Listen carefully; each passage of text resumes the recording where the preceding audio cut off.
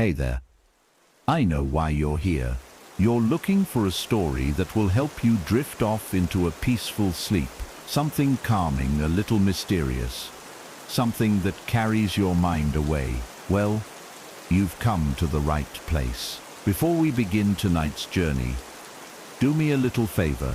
Tap the like button, subscribe to the channel, and leave a comment below.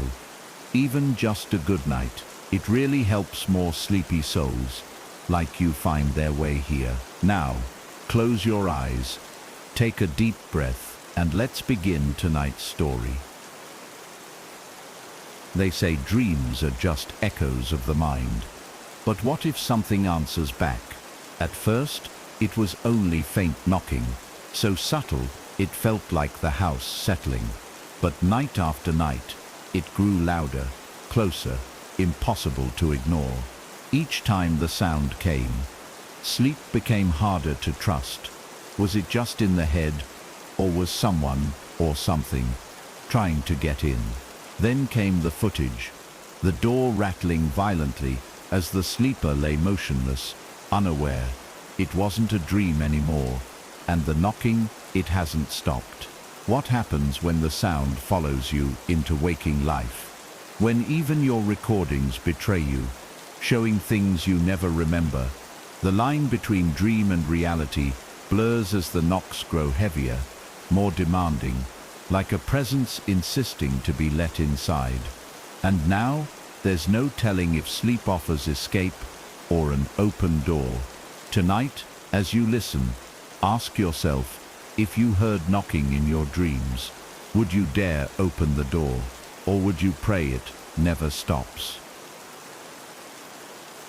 The first time it happens, it's subtle enough to doubt. A sound at the edge of perception, faint and deliberate, like someone tapping gently against a hollow door. 3 knocks, perfectly spaced, not hurried, not timid, just there. You lie still in the darkness, wondering if it came from the world or the half-dream you've been drifting in and out of. There's no other sound. The house is quiet, too quiet, with a silence so thick it hums faintly in your ears. For a moment you convince yourself it was nothing, but then it comes again. This time, slightly louder. 3 more knocks, measured, unyielding, as if the unseen knocker has all the time in the world. The hair on your arms rises as a chill slips through the room, coiling around your skin.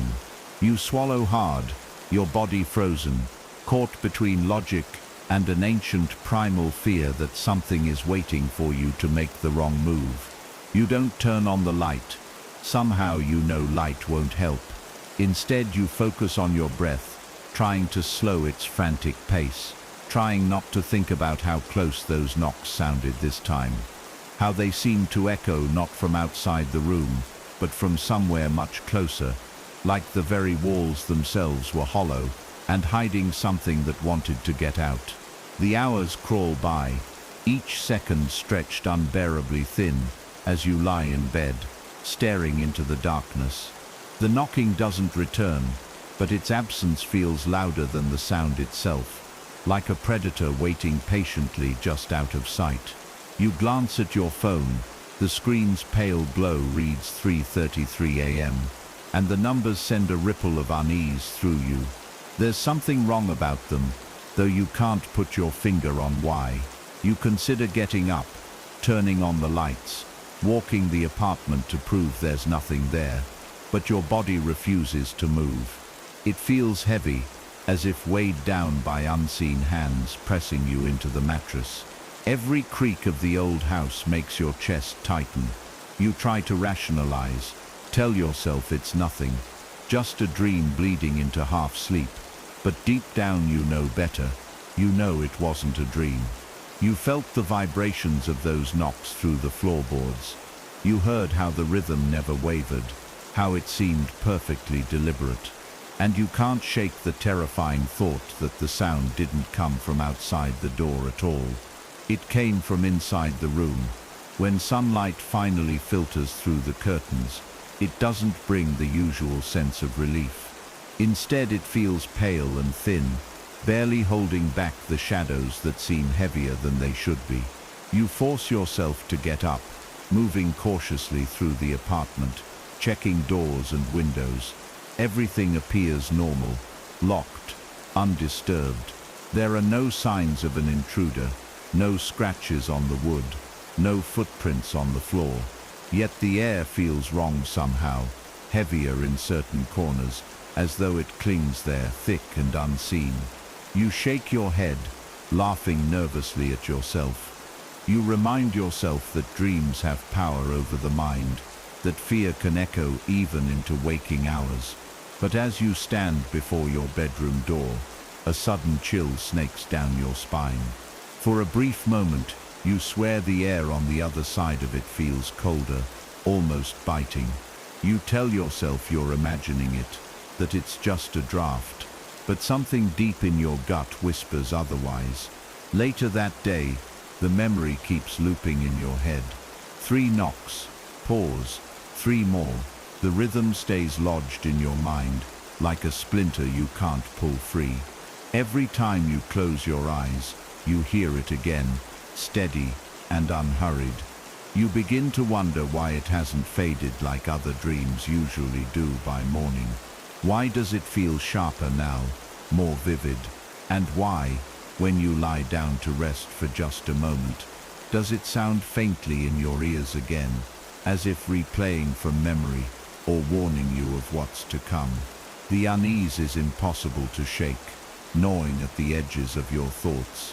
You check your phone compulsively, scrolling aimlessly, hoping the glow of the screen will ground you in reality. But there's a part of you, small and growing louder, that is certain reality is already slipping. That night, you make a decision. You set your phone to record, propping it against a stack of books, the camera lens aimed squarely at the door.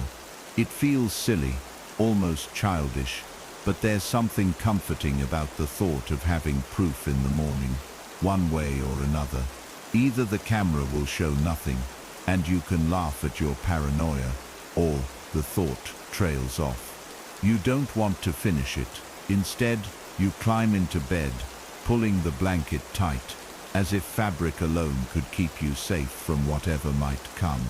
The house settles around you with faint groans and creaks, each one sharper than usual in the suffocating quiet.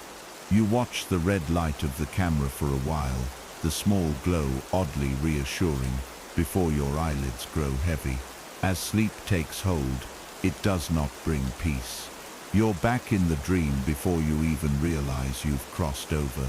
The door looms tall and warped in the dim light, its surface cracked and splintered. The handle rattles violently, shaking with a force that makes the frame tremble. The knocking comes again, so loud now it feels like it's hammering directly into your skull. 3 heavy blows, pause, 3 more.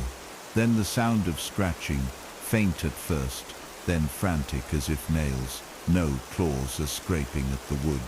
You step closer though, every instinct screams to run. Your hand lifts on its own, reaching for the handle. From the other side, a whisper curls through the gaps in the wood, soft and wet. Let me in. The voice isn't angry or pleading, it's patient, as if it already knows you'll obey. You wake with a start, heart pounding so hard it hurts. The room is dark, silent, except for your ragged breathing. For a moment, you think it was just another dream, but then you hear it, 3 slow knocks, so close it makes your skin crawl. The sound vibrates through the floor, through the bed frame, through your bones. Your eyes dart to the phone, still recording on the dresser. Its screen shows nothing but darkness, though you swear the faintest movement ripples in the shadows near the door. The knocking comes again, harder this time, rattling the doorknob. You can't move, you can't speak. You can only lie there, staring, waiting, as the sound grows louder, more insistent, as though whatever waits outside has grown tired of asking politely. When morning comes, it feels unreal, like slipping into another dream. The sunlight isn't bright enough to chase away the cold that lingers in your chest. You don't feel rested. In fact, you feel heavier, as though the weight of something unseen pressed against you all night. Your first thought is the recording. With shaky hands, you reach for your phone, half hoping the file is blank, half dreading what it might show. The playback begins innocuously, just you asleep, the faint rise and fall of your chest in the darkness. But then, at precisely 3:33 a.m., the door handle twitches, once, then again. The movement is subtle, almost unnoticeable, but it's there. And then the knocks come, 3 soft raps, deliberate and measured, followed by a pause. 3 more. Your sleeping form doesn't stir, unaware of the sound echoing in the stillness. The door handle twists sharply this time, rattling violently for several seconds before falling still. You stare at the screen, cold sweat dripping down your spine. No one is there, no shadow, no figure, nothing. Just the door quivering under some unseen force. You replay it again and again, hoping to catch something, anything that could explain it away. But the room remains empty each time. No trick of the light, no gust of wind, no explanation. And yet, the sound is unmistakable. It's not the creak of old wood, or the sigh of the house settling. It's knuckles against wood. The clarity of it leaves no room for doubt. You consider deleting the file, trying to convince yourself it's nothing, but your thumb hesitates over the screen. What if deleting it doesn't change anything? What if it makes it worse? You can't shake the idea that whatever's knocking doesn't care if you have proof or not. It's not trying to be seen, it's trying to be heard. For the rest of the day, the sound stalks you in your mind. Each knock reverberates like a phantom echo through your skull. You hear it in the hum of the refrigerator, in the distant thump of a neighbor's footsteps, in the tap of rain against the window. Every sound becomes suspect. You even find yourself pausing mid-step, heart hammering, convinced you've just heard it again. Soft, patient, waiting. At one point, you stand frozen in your hallway, staring at the closed bedroom door, certain you'll see the handle turn. But it doesn't. It remains still, and yet, somehow, that feels worse than if it had moved. You start to wonder if you're losing your grip. Maybe it's all in your head. But deep down, you know better. Dreams don't twist door handles. Dreams don't record themselves. As night approaches, a sense of dread builds in your chest, coiling tight like a knot you can't untangle. You don't want to go to bed. You don't want to set the camera again. But you do both, because some part of you needs to know if it will happen again. You place the phone at a slightly different angle this time, hoping for a better view. The act feels ritualistic now, like you're preparing for something inevitable. You lie down, staring at the door with unblinking eyes, until exhaustion drags them closed.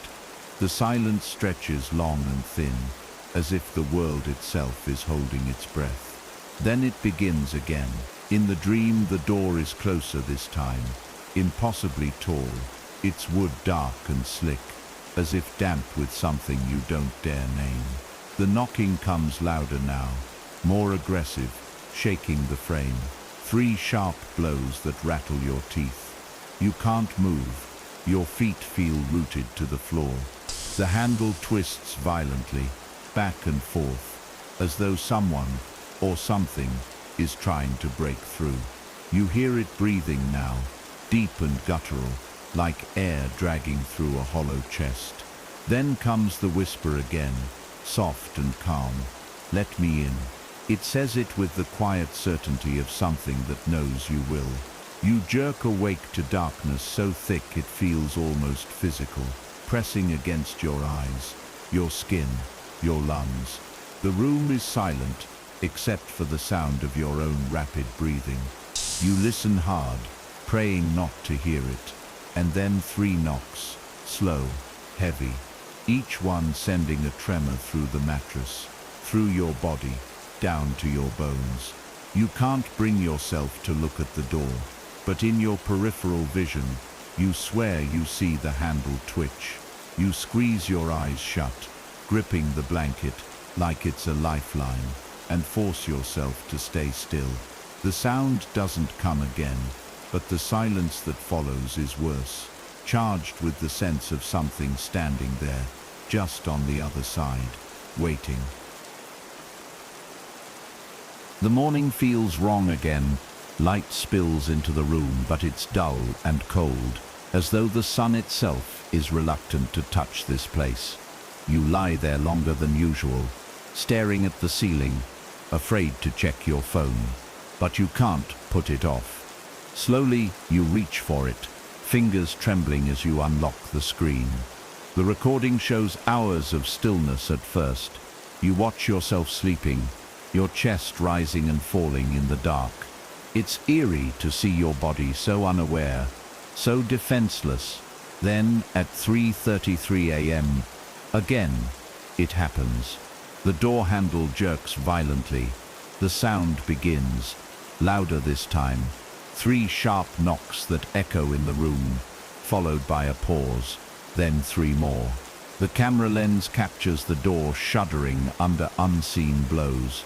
And then something new, a faint whisper, almost too soft to hear. You crank up the volume, pressing the phone to your ear. The voice is low and rasping, impossible to place, and it says only 2 words, almost time. You drop the phone, heart slamming against your ribs. The sound plays again in your head, looping endlessly. The weight of those words stays with you all day. Almost time. Time for what? You keep looking over your shoulder, expecting to see what exactly? A face? The fear has become physical now, a tight ache in your chest that doesn't let go. You catch yourself staring at the bedroom door more often, flinching at the slightest creak of the floorboards. You think about staying elsewhere, checking into a hotel, maybe sleeping in your car, but deep down, you know it wouldn't matter. This isn't about the room or the house. It's about you. Wherever you go, it would follow. The knocks aren't coming from outside. They're coming for you. That evening, you find yourself unable to eat, the idea of food turning your stomach. You leave the camera set again, though your hands shake so badly, you almost drop it. The act feels futile, but you can't help yourself. Some part of you needs to see, to know, as though confirmation will make it easier to bear. The hours leading up to sleep are agony. You pace the room, flinch at shadows, check and recheck the door's lock, even though you know it's useless. When exhaustion finally pulls you down, it feels like drowning. Sleep doesn't come gently, it drags you under, kicking and gasping. This time the dream begins in total darkness. There's no door at first, only the sound. 3 heavy knocks, so loud they feel like they're inside your skull. You fumble forward blindly, hands stretched out until they meet cold, splintered wood. The door looms in front of you, impossibly tall, its surface covered in deep gouges, like claws have raked across it. The handle jerks violently, as though someone on the other side is twisting it with frantic, inhuman strength. The knocking starts again, faster now, relentless. You press your back against the door, trying to hold it closed, though you can feel it bulging with each blow. Then the whisper comes again, right against your ear. "Let me in, it's almost time." You wake screaming, sweat soaks your sheets. Your heart feels like it's trying to break through your ribcage, but worse than the dream is the realization that you can still hear it. 3 knocks, slow, heavy. You sit up, clutching the blanket to your chest. staring at the door. The handle is moving, twisting first one way, then the other. The wood shudders under some unseen force. You can't breathe. You can't move. The knocking grows louder, more urgent, as if it knows you're awake and is demanding your attention. And then it stops. Silence crushes the room like a weight. But you swear you can hear breathing, faint and deep, just on the other side. Minutes stretch like hours. You don't remember falling asleep again, but when you wake, it's morning.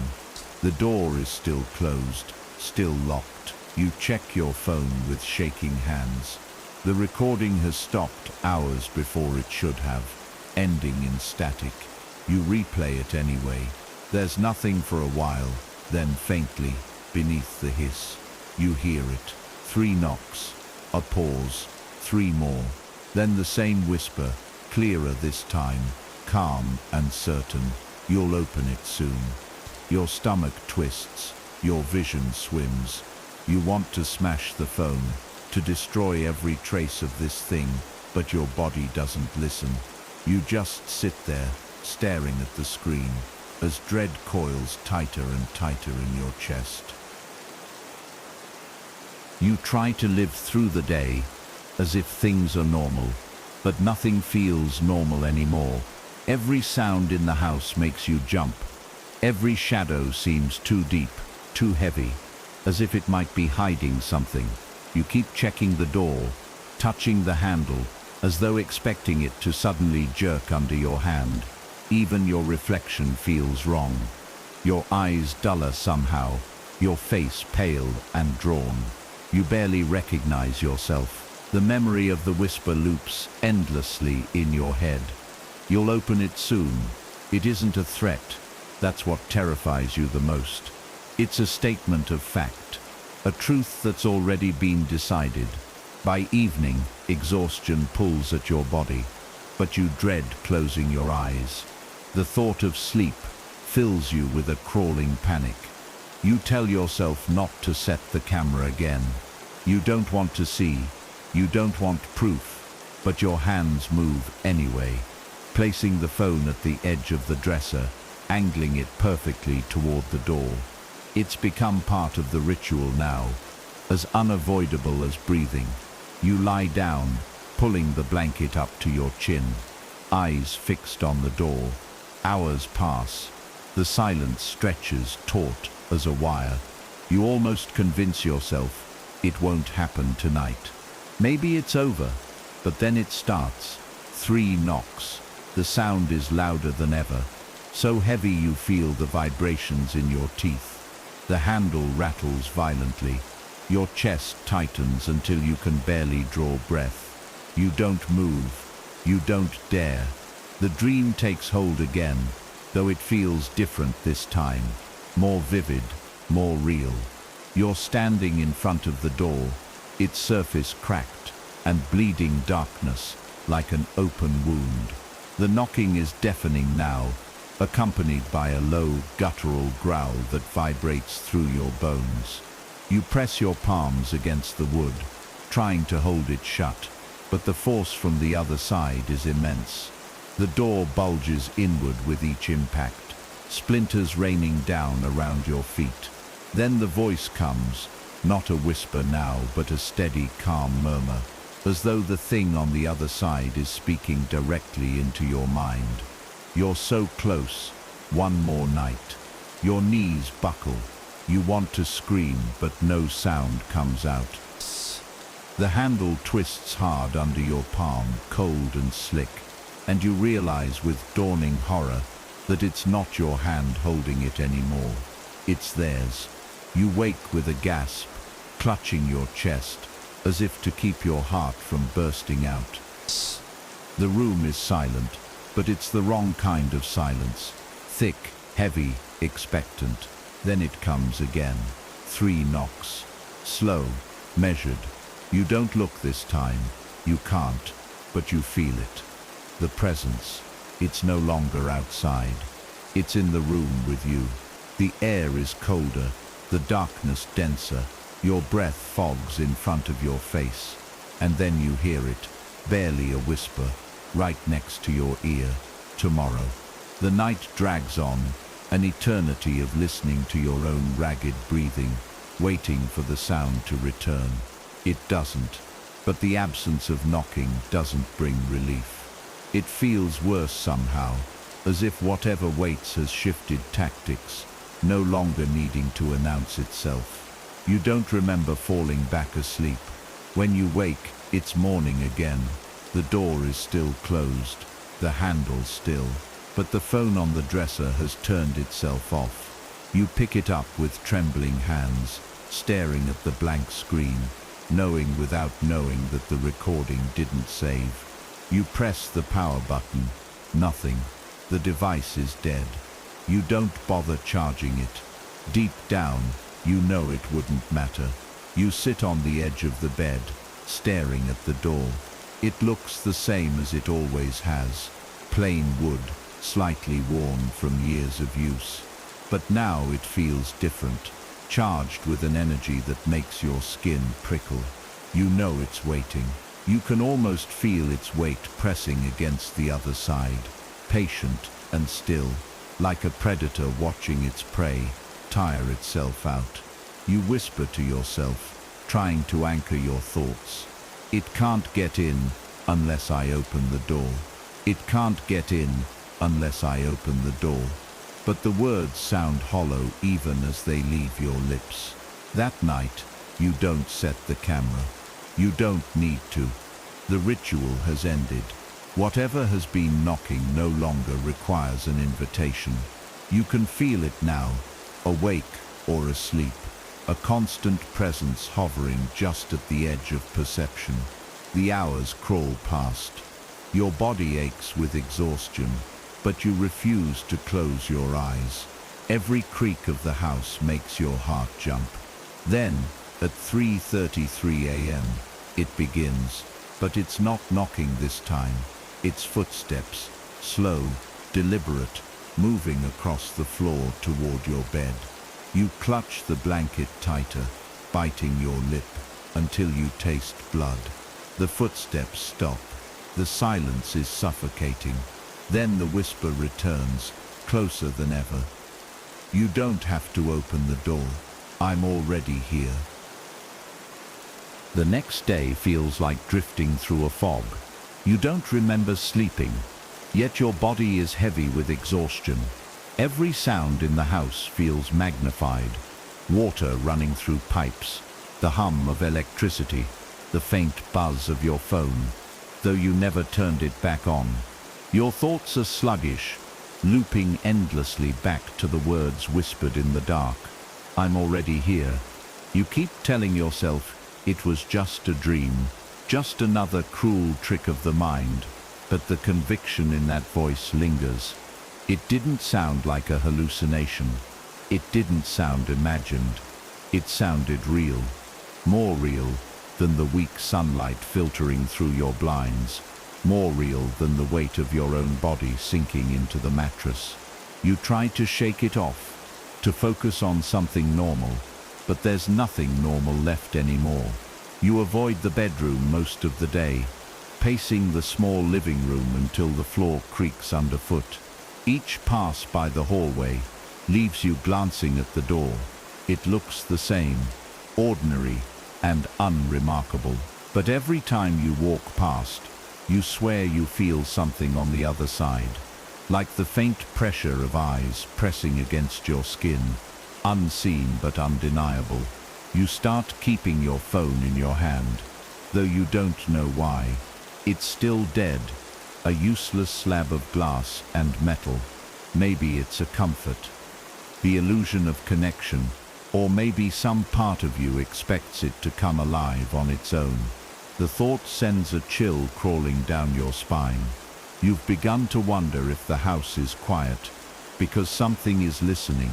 That evening, you make the mistake of trying to sleep again. You lie in the living room this time, curled on the couch with a blanket wrapped tight around your shoulders. But the comfort of distance doesn't last.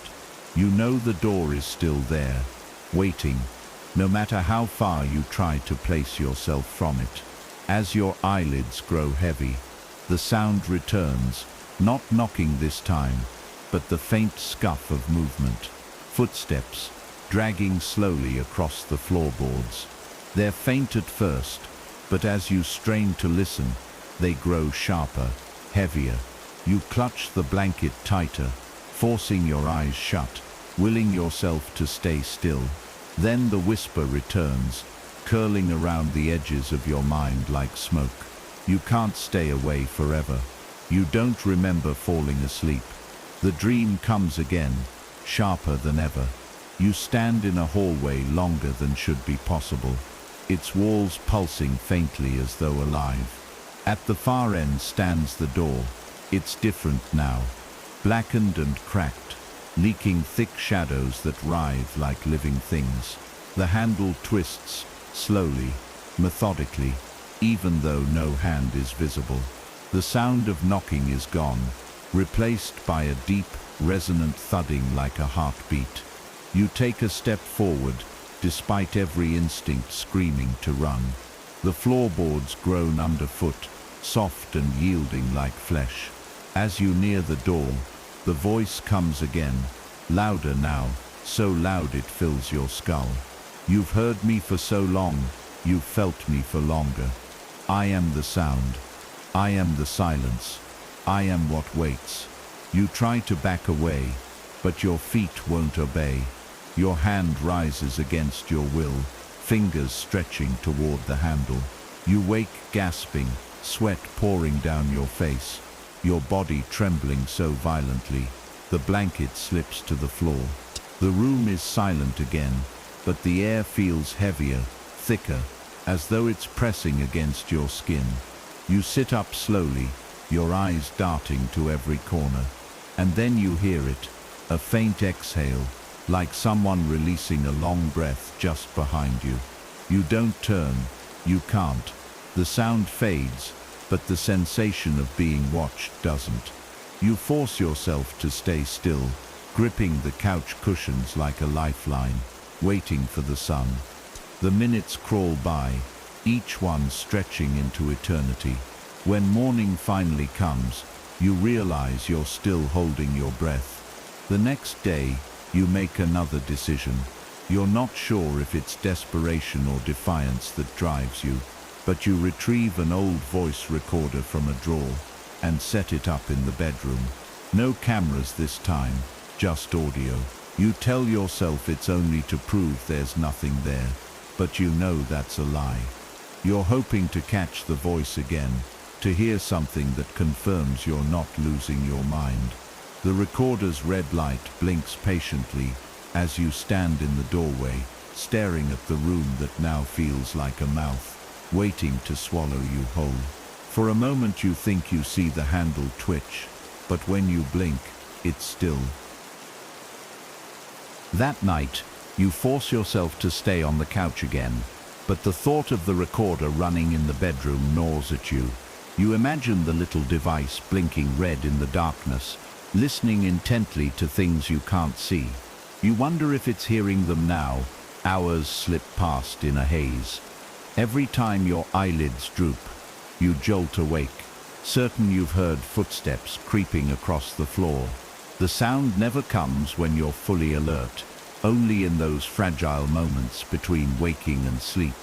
But the sense of presence never leaves. It's not just in the bedroom anymore.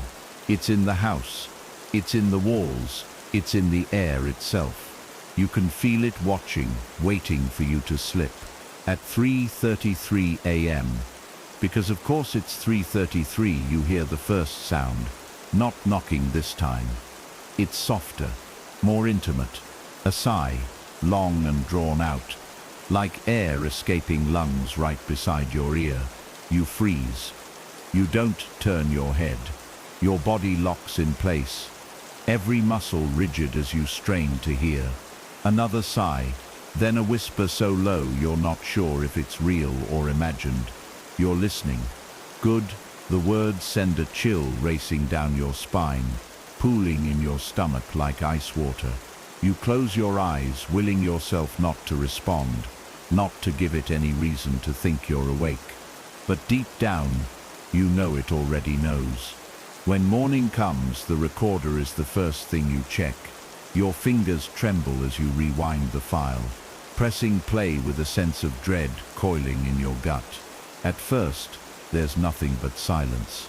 Then the sound of your own restless tossing, blankets shifting faintly in the distance. But at exactly 3:33, it begins. The faint scrape of wood, a soft creak. Then 3 knocks, slow, deliberate. Your recorded self doesn't stir. Another pause, 3 more knocks. The sound is louder than any creak or settling of the house could be. But it's the next sound that sends your stomach into free fall. A whisper, clearer than you've ever heard it. Almost time. Tonight you'll open the door. You slam the recorder down, chest heaving. Your hands won't stop shaking. You want to run, to leave the house, and never look back. But a voice in your head, not yours, whispers, you won't. The rest of the day is spent in a haze of fear. Every sound makes you flinch. Every shadow seems deeper. You don't eat. You don't speak. You don't even check your reflection anymore, afraid of what you might see staring back. Your phone remains dead, untouched. You don't bother charging it. Part of you believes even if you did, it wouldn't turn on.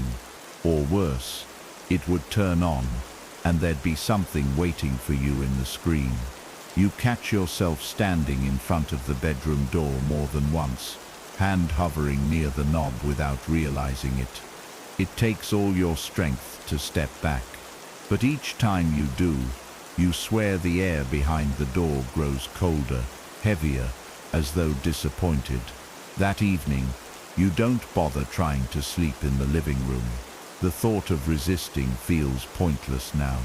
Some part of you has already surrendered, and you know it.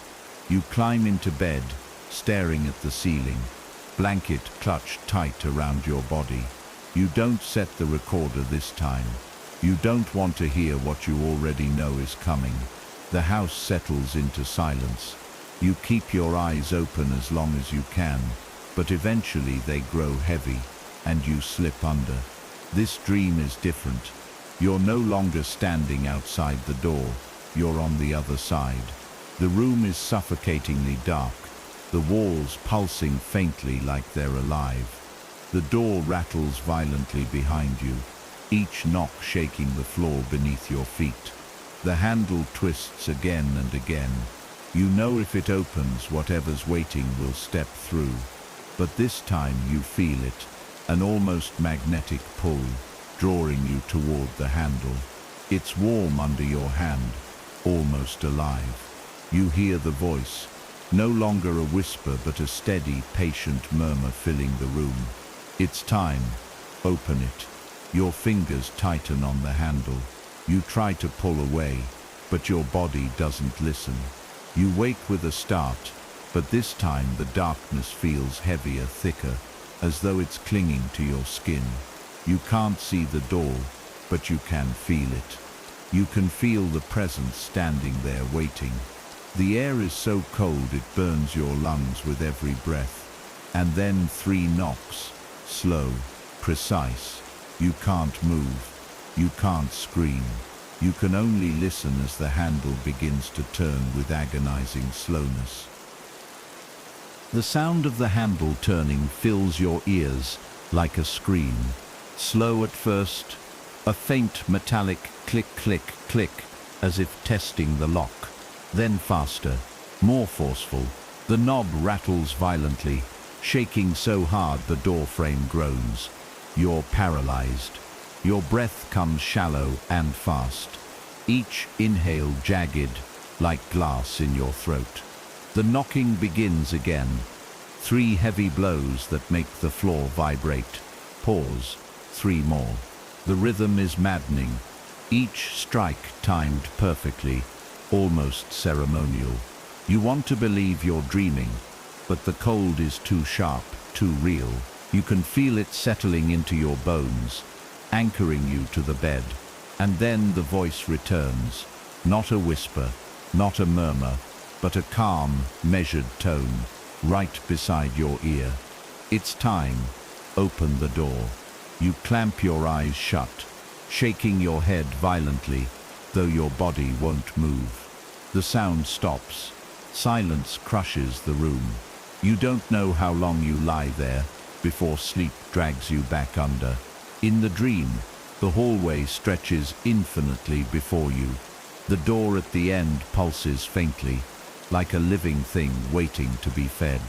The wood is slick with some black, tar-like substance that drips to the floor and writhes like worms. The knocking resumes, shaking the walls, pounding in your chest like a second heartbeat. This time, the voice doesn't wait. It speaks with quiet certainty. You've resisted long enough. The choice is already made. You feel your body moving forward, step by step, no matter how hard you scream inside your mind. Your hand reaches out, fingers brushing the warped wood. It's warm, almost feverish, as though there's something breathing just beyond it. You want to pull back, you want to run, but the door pulls at you with a strength that feels infinite. You wake again to silence, so profound it roars in your ears. The air is heavy, thick with the smell of damp wood and earth. You don't remember falling asleep. You don't remember lying down. You're standing now, feet bare on the cold floor, hand outstretched toward the door. The knob is warm under your fingers. You jerk back, as though burned, stumbling into the bed frame. The door doesn't move, but you swear you see a faint indentation, where something pressed from the other side, like a palm print too large to belong to anything human. You back away slowly, heart hammering, never taking your eyes off the handle. It doesn't twitch, it doesn't rattle, it just waits. The day is a blur. You don't eat, you don't speak, you barely move. Every sound in the house feels amplified. The tick of the clock is a drumbeat. The creak of the floorboards is a scream. You keep expecting to hear the knocks again, but the house remains silent. Somehow that silence is worse than the sound.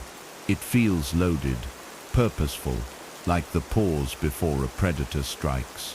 You try to tell yourself this will pass, that you're imagining things, but even your thoughts don't sound like your own anymore. There's a presence in them now, a subtle, insistent voice whispering, "Tonight." As night falls, you consider fleeing. You picture yourself throwing open the front door, running barefoot into the street, never stopping until the house is far behind you. But you don't move. You can't. Your body feels anchored to the space, as though invisible threads bind you here. The thought comes unbidden. It doesn't matter where you go, it's already inside. The idea freezes your blood. You sink to the floor, curling into yourself, as darkness swallows the house. Hours pass. You keep your eyes open as long as you can, but exhaustion wins. In the dream, there's no hallway this time, no distance to cover. You stand before the door, hand already on the knob. The wood is hot now, pulsing faintly beneath your fingers. The voice speaks again, deeper and clearer than ever, filling the room with its presence. You've heard me knocking, you've felt me waiting. Now open it, let me through. Your hand turns the knob before you can stop it. A blinding darkness pours from the widening crack, tendrils snaking out to wrap around your wrist. You try to pull away, but it's too late. The door swings open. You jolt awake with a cry, heart slamming painfully in your chest. The room is silent, too silent. You don't even hear the usual creaks of the house settling. And then you realize your hand is resting on the doorknob again. You don't remember getting up. You don't remember crossing the room. But here you are, fingers gripping the cold metal, a pressure against the other side, as though something leans against the door, waiting.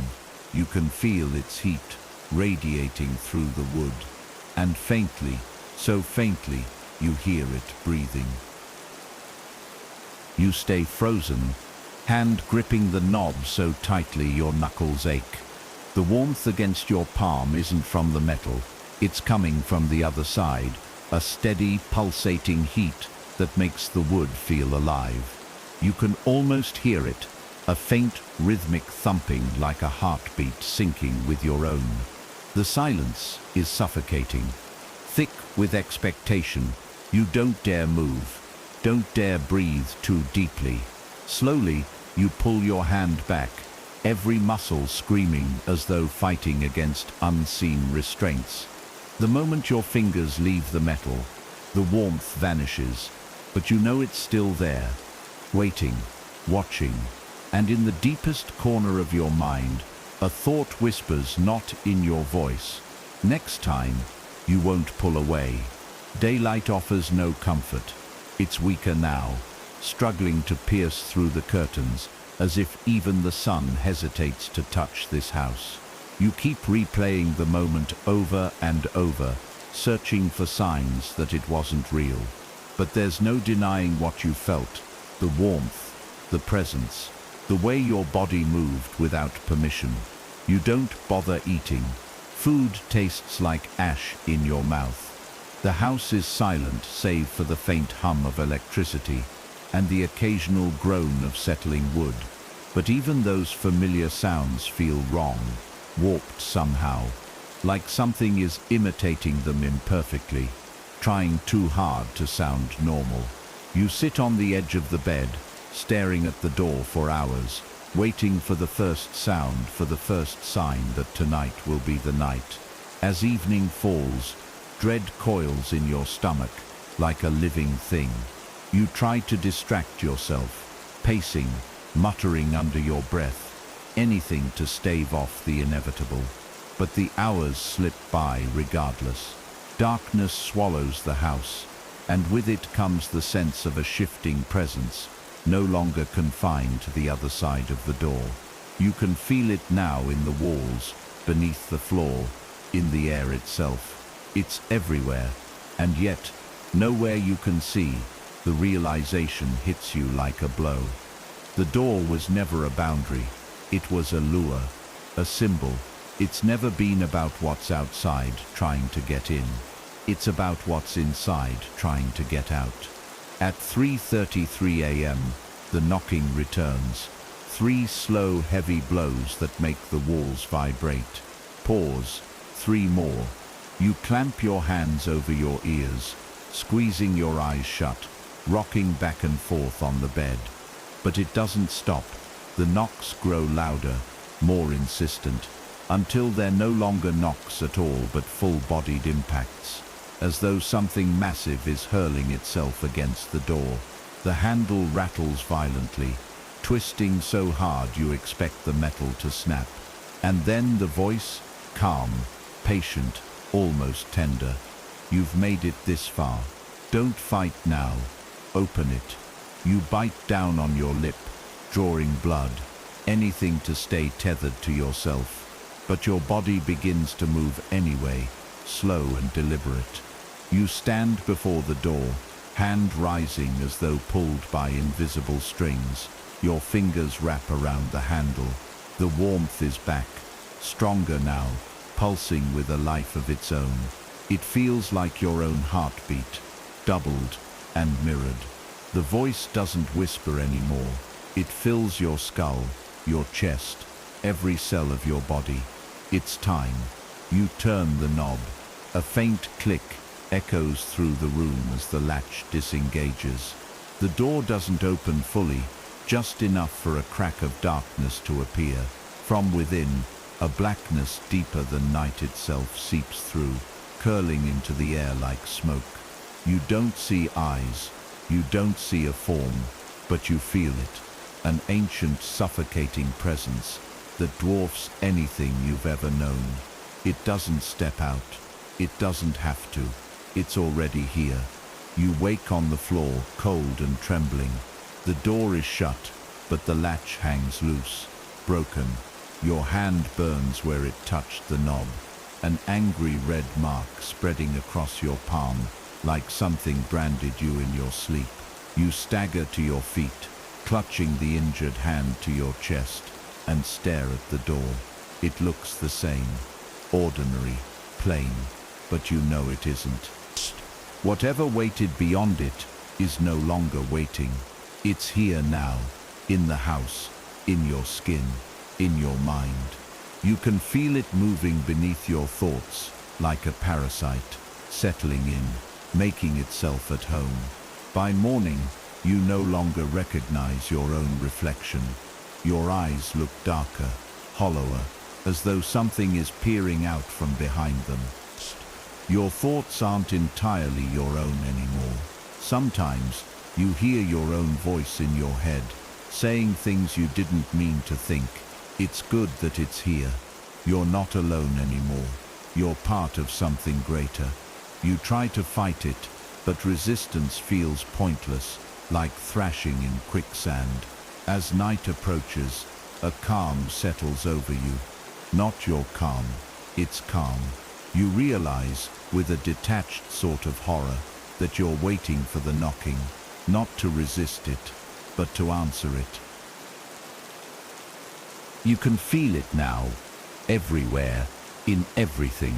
The air carries a strange weight, dense and humid, as if you're living inside someone's lungs. The walls seem to hum faintly, their surfaces faintly pulsing when you glance at them too long. Even the floor feels softer underfoot, as though it's not wood anymore, but some organic material giving slightly beneath your weight. You tell yourself it's just your mind playing tricks, that it's exhaustion, sleep deprivation. But even as you think it, a quiet voice, so familiar now, answers in your head. No, this is me. This is us. The pronoun sticks like a thorn in your mind. Us, you don't know what's worse, that it means you're no longer alone, or that it implies you're no longer fully yourself. Food no longer matters. The idea of eating is foreign, almost laughable. You don't remember the last time you tasted anything. The only thing that feels real anymore is the door. You keep finding yourself standing in front of it, sometimes with your hand on the knob. Though you don't remember moving, the mark on your palm has darkened, the skin angry and raw, almost as if something beneath the surface is trying to push out. You wrap it in gauze, but you can still feel it pulsing faintly under the fabric, a steady rhythm like a second heartbeat. At night, it burns hotter. Sometimes, when you're half asleep, you swear you hear it whispering.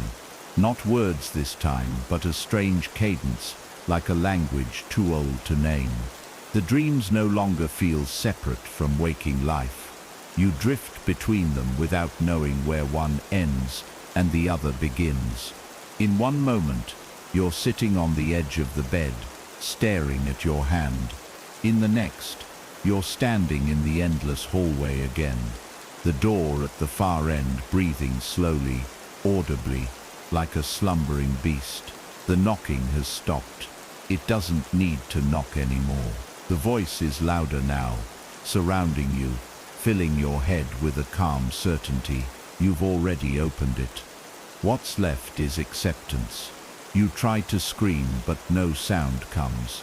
Your mouth fills with something warm and metallic.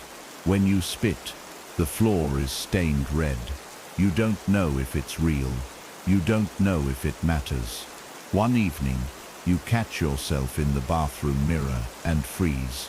Your reflection moves a fraction out of sync, blinking half a second too late, tilting its head at an unnatural angle. Behind your reflected eyes, something darker stirs, a shadow watching through your sockets. You press your palm to the glass, and for a heartbeat, the mirror is warm beneath your skin. The reflection smiles faintly, but you're certain you didn't. The voice speaks again, softer than ever, almost gentle. Soon you won't need the door. I'll be where I've always belonged. You stumble back, knocking over a bottle of shampoo that clatters loudly against the tiles. The sound echoes far too long, stretching into something that almost resembles laughter. That night, you don't try to stay awake. You let it take you. The transition is seamless. One moment you're lying on the bed, and the next you're standing in front of the door. The wood is cracked and warped, leaking that familiar black substance that seems to breathe on its own. The handle is gone now, replaced by something organic, slick, pulsing, alive. Your branded hand reaches for it, fingers sinking into the flesh-like texture. The voice doesn't ask anymore. It instructs, step through. You feel your foot lift, muscles obeying commands that aren't yours. As you cross the threshold, a vast, suffocating darkness swallows you whole. When you wake, the room feels smaller somehow, the walls closer, the ceiling lower. Your skin itches all over, as if something beneath the surface wants out. You look down at your arms and see faint lines, like cracks, spider webbing across your skin. Something faintly glows in the fissures, pulsing like distant embers. You wrap yourself in a blanket, trembling violently, but the voice reassures you. This is growth. This is what it means to become. You want to scream, to claw at your own flesh, but your hands won't listen. Instead, they rest calmly in your lap, fingers twitching slightly, as though waiting for further instructions. You've stopped marking the days. Time doesn't pass in the house anymore. It folds in on itself, a ceaseless loop of waking and dreaming, where each state is indistinguishable from the other. You no longer fight sleep. There's no point. Every moment of consciousness feels like standing ankle-deep in black water, and each blink pulls you deeper. The floor beneath your feet is softer now, warm like flesh, and you swear it sometimes pulses faintly in rhythm with your heartbeat. Or maybe it's not your heartbeat anymore. Maybe it's something else's. You keep whispering to yourself, I'm still me. I'm still me.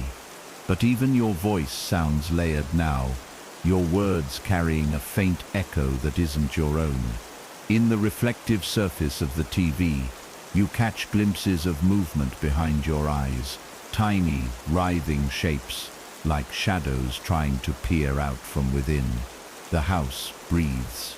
You can hear it now, loud and steady, a constant inhalation and exhalation that makes the walls expand and contract ever so slightly. It's almost soothing if you don't think about it. If you let yourself think it's only your imagination, only a side effect of too many sleepless nights. But you know better. It isn't imagination. It isn't exhaustion. It's presence. The thing that knocked, the thing that whispered, the thing that waited. It's not outside anymore. It's here. It has been since the night you turned the handle. The branded mark on your palm has grown. Cracks, spider webbing out across your skin. Faint orange-red light, pulsing beneath, as though your veins now carry something other than blood. You can feel it moving through you, lazy and patient, uncoiling like a snake in warm sun. You spend hours, days, sitting cross-legged on the bedroom floor, staring at the door. It's changed too. The wood is dark now, slick as though coated in something organic. Faint shapes shift across its surface if you stare long enough, hands pressing from the other side, faces straining to emerge, their mouths open in silent screams. Each time you blink, they vanish, but you know they're still there. The voice speaks more often now, no longer waiting for sleep. It murmurs from within your own head, deep and steady, impossibly vast. Why resist what you've already allowed? You invited me, you opened, you welcomed, You shake your head violently, whispering, "No, no, no," over and over, but even the denial feels hollow. A memory slithers across your mind unbidden, your fingers turning the handle, the warmth of the door seeping into your palm, the creeping darkness wrapping around your wrist like a lover's embrace. At night, the footsteps start again, slow at first, then quicker. They don't stop at the door anymore. You hear them circle the bed, the creak of weight settling into the mattress beside you. You can feel it there now, not as a shadow, not as a sound, but as heat and gravity, pulling at your skin, pressing into your lungs, until each breath is shallow and labored. You try to move, to turn your head, but your body refuses. You're locked in place, as the voice whispers just above your ear. This is closeness, this is becoming. Soon, there won't be a you or a me. Only us. A wet sound, almost like a tongue dragging across your neck, makes bile rise in your throat. Instead, you exhale slowly, and the sound comes out, not as fear, but as a sigh of resignation. You stop eating, not because you're afraid, but because hunger no longer exists. The house feeds you now, in ways you can't explain.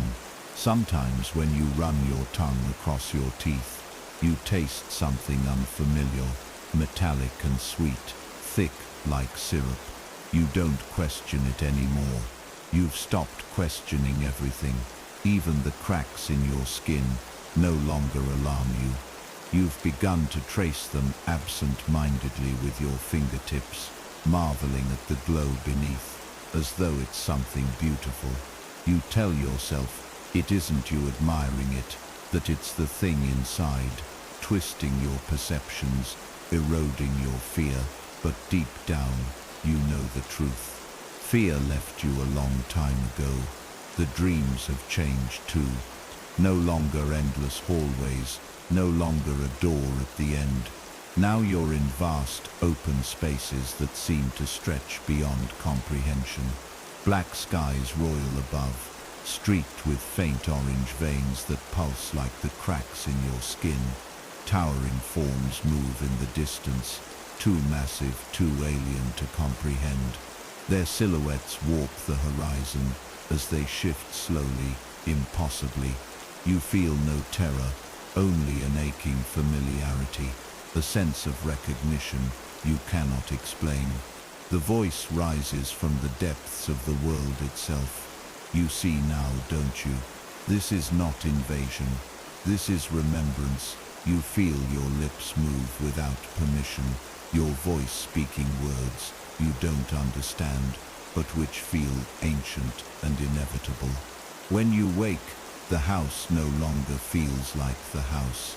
The ceiling sags low, glistening faintly, as though coated in condensation. The walls pulse softly in and out. The floor beneath you is warm and slightly pliant, like flesh stretched over muscle. Your own body feels strange, lighter, looser, as though you're less solid than before. You stagger to the mirror, but it's not your face staring back anymore. Not entirely. The eyes are too dark, too deep, and they move with an intelligence that isn't yours. Slowly, the reflection smiles, not cruelly, not kindly, simply with certainty. And then you hear your own voice, layered over and under the other, almost complete. You've stopped counting the days because there are no days anymore.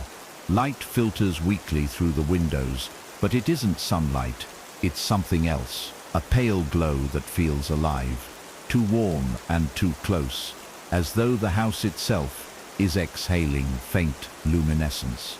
You notice how the walls pulse more visibly now, the once faint rhythm of their expansion, matching your own breathing perfectly. Or maybe it's the other way around. You can't remember when the change began, only that it's grown stronger every time you close your eyes. The cracks in your skin spread wider, fine fissures running like rivers over your arms, your chest, your face. Through them, faint orange light shines, pulsing in time with a heartbeat you can no longer call your own. You touch your reflection in the TV screen, and it touches back. Its movements are quicker than yours now, anticipating your every thought. The smile it gives you isn't one of malice or kindness. It's inevitability. The house groans as you walk, its walls shifting subtly as though making room for your passage. You feel the floor give slightly underfoot, pliant and warm like muscle. The air tastes thick, metallic, cloying, and every breath fills you with a heat that seeps into your bones. You no longer remember the feel of air outside these walls. You no longer remember if there is an outside. The voice, your voice, its voice, fills the air constantly now. It no longer whispers, it speaks as if it's always been there, soft yet commanding, weaving words into your every thought. The vessel is nearly whole. The door has learned to stay open. You don't argue. You don't even try. You've stopped resisting because you've started to understand. Resistance was only ever a delay, not a choice. Sleep comes without transition. One moment your eyes are open. The next you're standing in the place again. Vast, formless, impossible. The sky stretches endlessly above, swirling black and orange, alive with faint movements too distant and enormous to comprehend. Forms move at the edge of your vision, shapes so massive their motion sends a low vibration through your bones. The air here tastes the same as the house, thick and warm and metallic. You feel at home in this place, though you don't know why. Your body glows faintly in the darkness now, light leaking from the cracks in your skin, in steady, calm pulses. The voice surrounds you, not as sound, not even as thought, but as understanding. You're no longer visitor, nor visited. You are the door, and the door is open. When you wake, the change is obvious. Your skin no longer looks like skin. The cracks are gone, replaced by faint, glowing lines like veins of molten ore, tracing intricate patterns across your arms and chest. Your reflection doesn't bother hiding anymore. It moves freely within the mirror, head tilting and eyes narrowing as it studies you like a specimen. When it speaks, you hear it aloud this time, almost there, so close now. Soon we won't need the house, or the door, or the boundary. You raise a hand toward the glass, and it presses its own to meet yours. For the first time, your palms connect perfectly, as though no glass separates you at all. The warmth seeps into your skin, and for a moment you feel an overwhelming surge of calm, a terrible, consuming peace that makes your knees buckle. The door in the hallway has disappeared entirely, or maybe it was never there at all. In its place is an archway, its edges slick and faintly breathing, black tendrils writhing slowly along the perimeter like veins. You don't remember walking to it, but you stand before it anyway, the air thick with heat and vibration. A deep thrum emanates from the threshold, and you feel it resonate within your chest, harmonizing with the glow beneath your skin. The voice doesn't command anymore. It invites, step through. You've been waiting so long, and this time, you don't hesitate. Crossing feels like walking into warm water. The air clings to you, heavy and wet. The floor beneath your feet isn't floor at all, but a living membrane that contracts slightly with every step. Beyond the archway, the world stretches out into endless darkness, broken only by faint, pulsing lights in the distance. Enormous shapes move far away, their silhouettes bending reality itself as they shift. You feel no fear, only belonging. You understand now. You aren't losing yourself. You're becoming yourself. Fully, finally, the voice swells within you, no longer separate, no longer other. You're ready. The knocking was only ever the beginning. When you wake, or whatever this is, you're back in your room. But it isn't your room anymore. The walls ripple softly, like a breathing lung. The floor is warm, faintly pulsating. The air hums with life, and every exhale you take feels heavier than the last, as though your body is learning to breathe something new.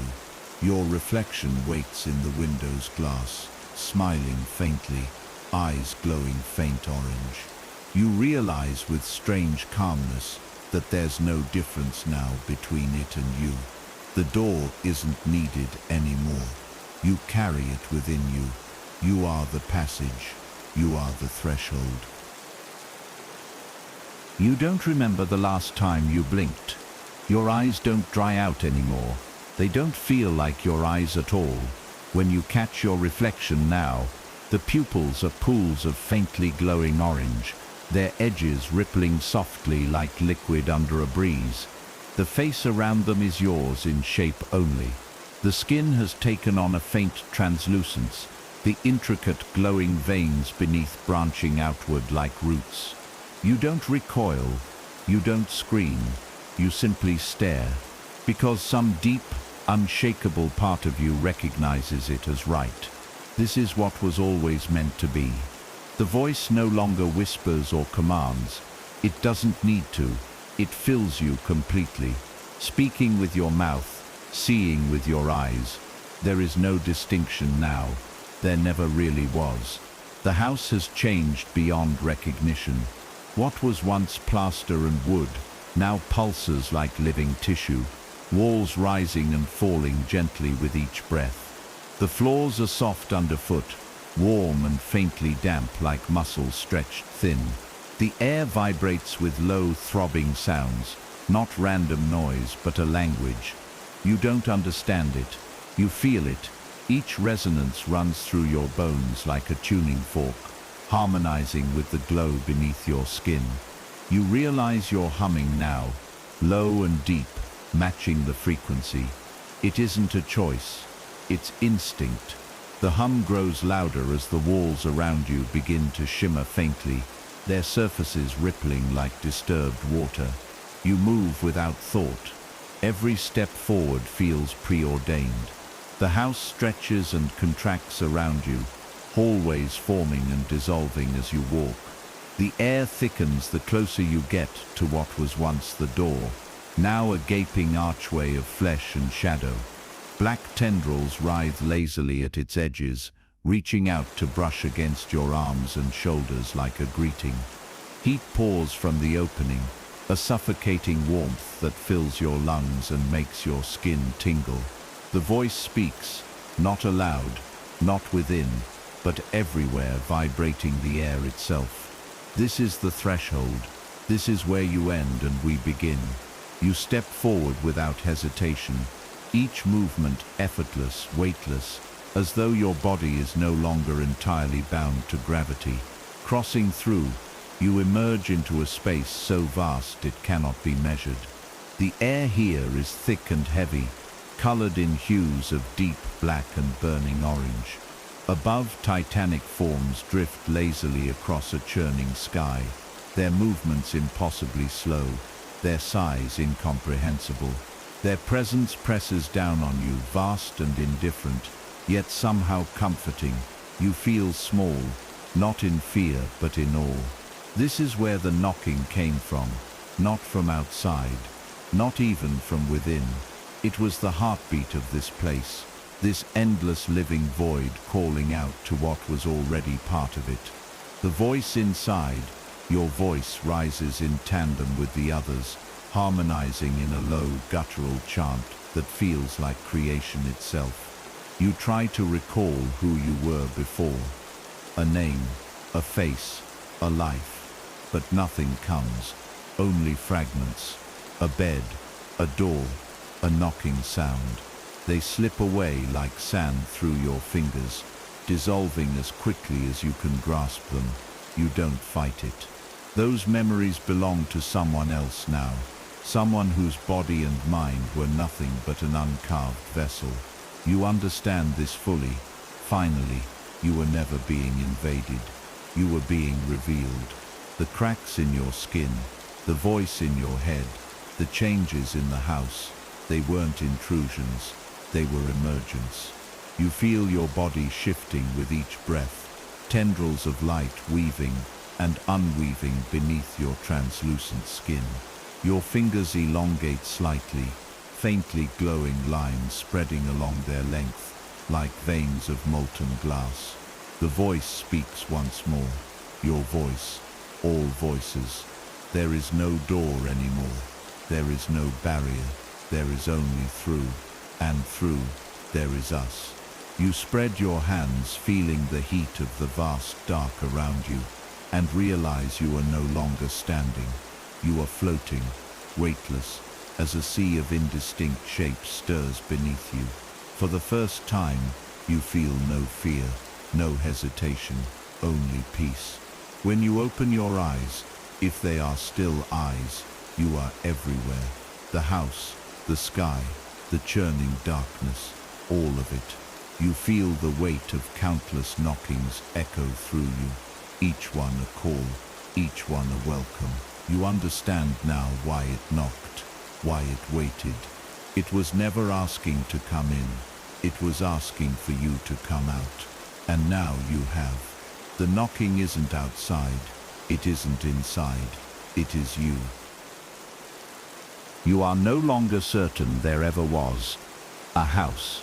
The memory of walls, doors, and windows feels like a story told in a language you can't fully understand anymore.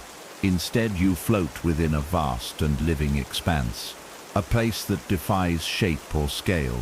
Colors swim in the dark, hues you have no words for, writhing and folding into themselves like massive creatures slumbering in unending cycles. The air, or what passes for it, vibrates with the low hum of existence. It isn't sound, it's feeling. Each vibration thrums through you like a pulse, reminding you not of life, but of function. You are not apart from this place. You are of it. The knocking was never outside. It was never within. It was the sound of this world reaching through you, using your existence as a drum. You sense movement within yourself. A stirring. What once felt foreign now feels as natural as breath. You have no skin now, no body in the way you remember, but the sensation of shifting light, of heat, of tendrils unfurling within and without, tells you still are something. Your form glows faintly in the endless dark, veins of orange light running like rivers through translucent shapes that pulse with every thought. It's not a body, it's a vessel of transition. You are no longer who you were, but you're not yet what you will become. The voice, your voice, its voice, rumbles softly across every surface of this place, saying words without sound. We are almost complete. The dream is almost awake. You begin to sense others, shapes moving far beyond comprehension, their sizes titanic, their movements slow and deliberate. Some coil endlessly in the distance, their forms warping the space around them as though the very air bends to their mass. Others drift, like shadows too vast to be named, their edges blurring and reforming in patterns that make your mind ache if you stare too long. They do not acknowledge you, not yet, but you feel their awareness, a slow turning of attention, like ancient gods blinking awake after eons of stillness. You do not feel fear. Fear no longer exists here. What replaces it is heavier, stranger, an overwhelming sense of recognition, as if this was never discovery. It was reunion. Faint memories try to surface. A bed, a door, a hand on a knob. But they dissolve before you can hold them. breaking apart into black smoke that curls back into the pulsing darkness. Each time you try to remember, the voice reminds you, that was the cocoon. This is emergence. You want to protest, but there is no mouth to form words anymore, no air to carry sound, only thought, only resonance. And even your thoughts feel layered now, stacked upon each other like voices speaking in chorus. You don't know which of them are yours. You aren't sure it matters. A vibration ripples through the expanse, stronger this time. The slumbering forms shift in response, their movements slow but deliberate, like predators stirring at the scent of prey. You feel it too, a warmth blossoming deep in the center of your being. The knocking, not a sound, but a pressure, rhythmic, steady. It doesn't ask anymore. It doesn't wait. It calls, and you respond without hesitation, pulsing faintly in time with it. For the first time you realize you are knocking too, the vibrations emanating from your glowing core in waves that ripple outward, joining the chorus of unseen voices. You understand now, the knocking was never a warning, it was an invitation. The house, the door, the dreams, they were vessels, training grounds for what waited beyond. You were never meant to keep it out. You were always meant to open, and now that you have, you are part of the knocking, part of the sound that reaches out to others still asleep in their cocoons. The voice, your voice, swells inside you, resonant and certain. They will hear it soon. They will open, as you did. Your form drifts forward without effort, light streaming from you in faint tendrils that weave lazily through the void. The titanic shapes in the distance stir more noticeably now, some unfolding into spindly configurations that stretch across impossible lengths. You feel their attention settle on you fully, heavy and suffocating yet somehow tender. The thought echoes again, not as instruction, not as reassurance, but as fact. This is what we are. This is what we were always becoming. You drift, or maybe you're being carried. It's impossible to tell now where your will ends and the current begins. The space around you, if it can even be called space, is alive. Each pulse of faint orange light surges like a heartbeat through a vast black ocean, and every vibration resonates inside what's left of your form. The shapes in the distance are moving again, impossibly slow yet undeniably purposeful. Their sheer size defies comprehension. They fold in and out of the void with each motion, their contours blurring like memories too old to hold clearly. And yet, they are familiar. You realize you've seen them before, not in dreams, but in the faint ripples that passed through your walls at night, in the flicker of shadows beneath your eyelids as you lay awake, listening to the knocking. You wonder how long they waited for you to notice, how many times they tapped gently on the threshold of your fragile reality, and how many more are still waiting for others to listen. The knocking is louder now, not as sound, but as a steady pressure that fills every corner of this place. It presses against you like a heartbeat, rhythmic and unrelenting, the pulse of something massive and patient. You feel it echoing in your core, the light inside you responding with perfect synchrony. Each thrum sends waves through the expanse, and you sense countless others answering. Faint glimmers flicker in the dark, other vessels, other dreamers who have crossed or are crossing. For the first time you understand, the knocking isn't summoning something to you, it's summoning you to something. This place isn't a prison, it's a gathering. You try to remember the house, the familiar floorboards, the smell of stale air after long nights awake. But even as you reach for those images, They dissolve into shifting, organic shapes that ripple faintly like the walls of this living expanse. You see your old reflection staring back from the TV screen, but its eyes are not yours anymore. They glow faint orange and blink with an intelligence you can't claim. It speaks, not aloud, not even in thought, but in resonance. You've carried your world long enough. Set it down. And you do.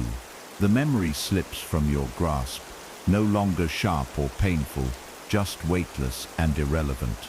A bed, a door, a knocking. They're stories now, fragments of a life that belonged to someone else. The forms circling at the edges of perception are no longer content to remain distant. One drifts closer, slow, deliberate, as if testing the limits of your understanding. It unfolds as it moves, revealing limbs or tendrils or something beyond those concepts entirely. The sight should terrify you, should unmake your mind with its impossible enormity.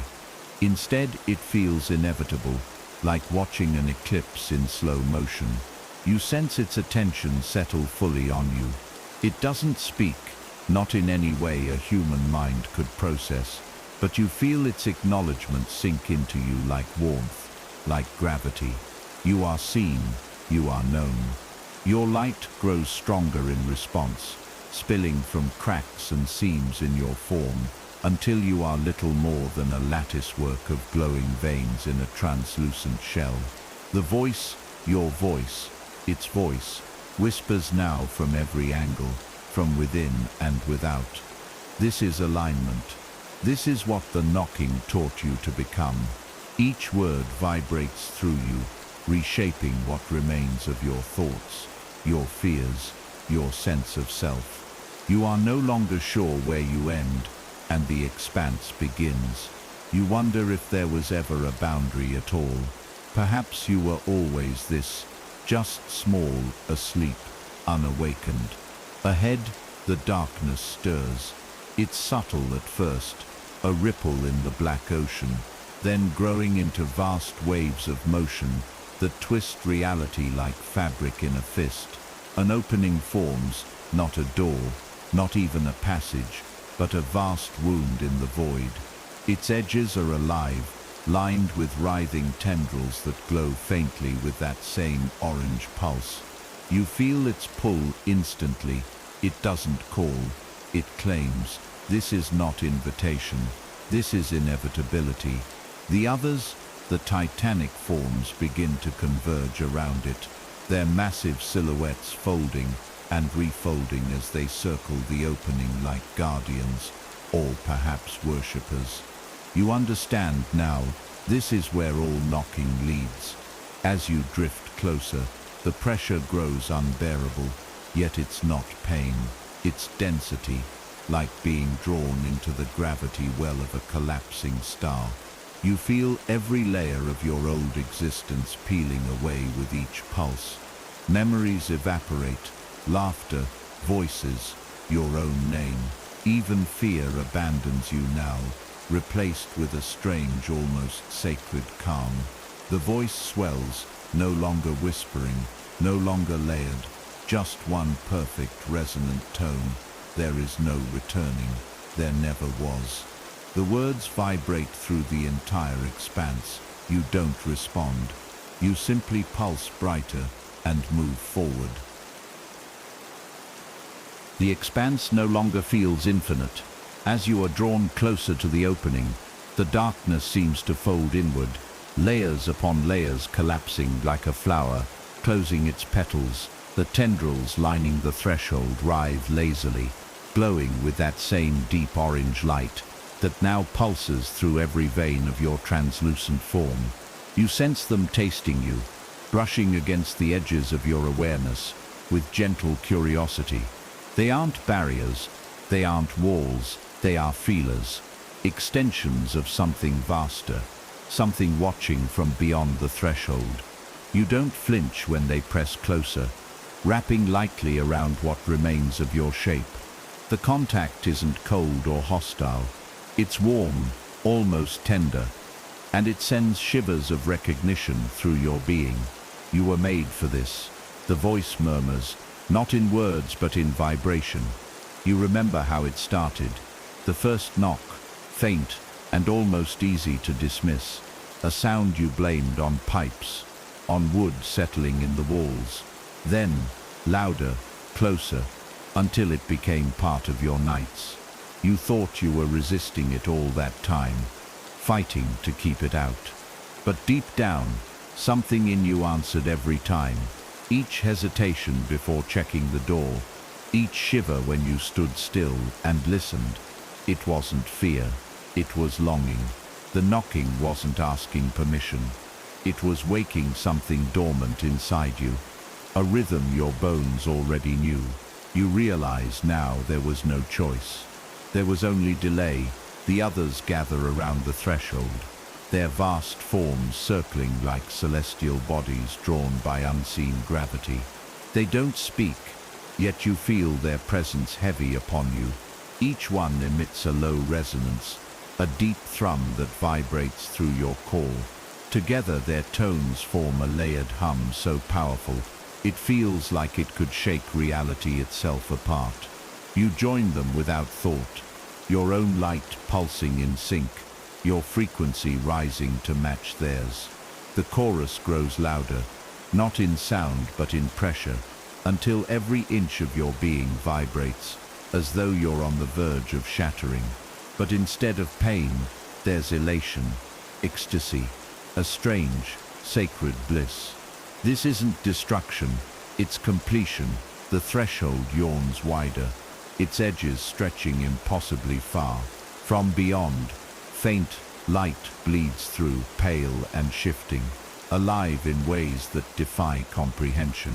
Shapes stir in the glow, their forms fluid and ever-changing, flickering between something monstrous and something divine. You feel their attention turn to you, not as an individual, but as a piece of the whole. Their awareness is absolute, piercing, yet gentle. It strips you bare, not to harm, but to welcome. The voice inside you, no longer separate from their chorus, whispers, "This is why we knocked, to call you back, to remind you what you are." The moment you cross into the threshold feels both endless and instantaneous. The tendrils embrace you fully now, wrapping your form in warm, pulsing light. You feel yourself dissolve, not into nothingness, but into everything. Your thoughts stretch and scatter like droplets in water, each one expanding into new patterns. You are aware of countless others, dreamers, vessels, thresholds, all of them glowing faintly across vast distances. You sense their experiences, their awakenings, and realize you are all strands of the same web, vibrating together in one unbroken song. The knocking was never localized. It was the resonance of this infinite connection, echoing through the thin walls of unawakened realities.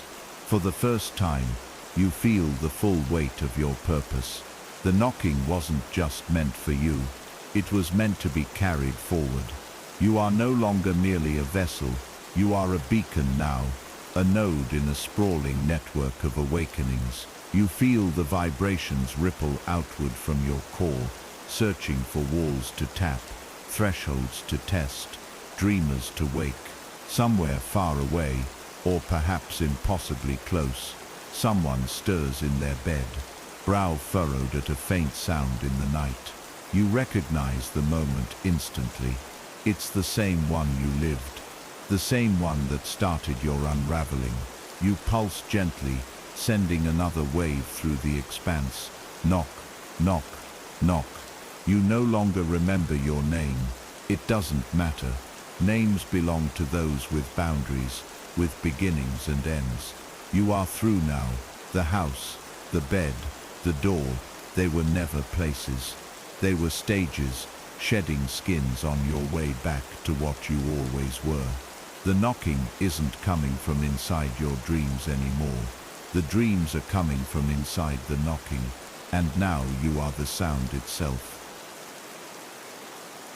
The threshold folds around you like a living cocoon.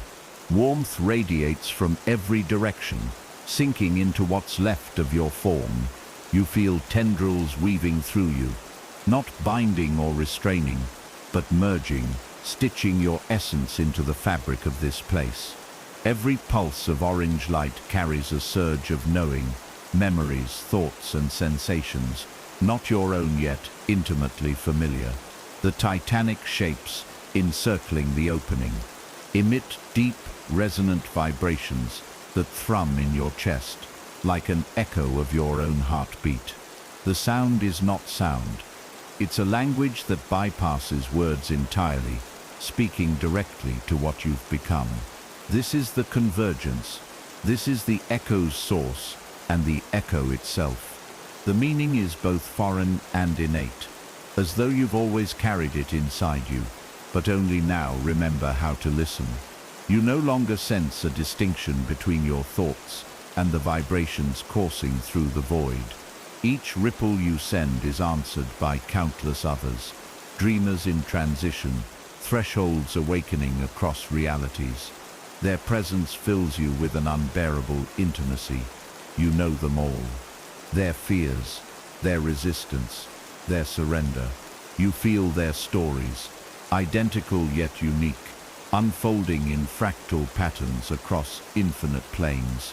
The knocking unites them all, a steady rhythm reverberating like the heartbeat of a sleeping giant. You realize now, the knocking wasn't meant to get in. It was meant to synchronize, to remind, to awaken. You are the reminder. You are the rhythm. The forms beyond the threshold move closer, their outlines folding and unfolding like colossal origami in the void. They emit tones so deep, they make the entire expanse quiver. Their attention turns fully to you, not with malice or curiosity, but recognition. It isn't you they see, it's themselves, reflected back in a smaller, emerging shape. You were never separate. You were never other. The knocking was their hand at the door. Your fear was the resistance of unawakened matter, clinging to its illusions. And now, there is no resistance left. The voice, your voice, their voice, swells to a crescendo. You are through. You are whole. Light floods your awareness, not blinding, but cleansing. It pours through every thread of your being, dissolving what fragments of human identity remain. Your name vanishes like a whisper lost in a hurricane. Your face becomes nothing but shifting patterns of orange and black. You have no mouth, yet you speak. No hands, yet you reach. Every thought echoes outward in waves that touch others still dreaming behind their thin walls. You feel them stir, millions, perhaps billions, all pressing their ears to the silence, wondering if the sound they hear in the dark is real. You send a slow, deliberate thrum in response. Knock, knock, across an unimaginable distance, or perhaps only a heartbeat away. A door vibrates faintly in its frame.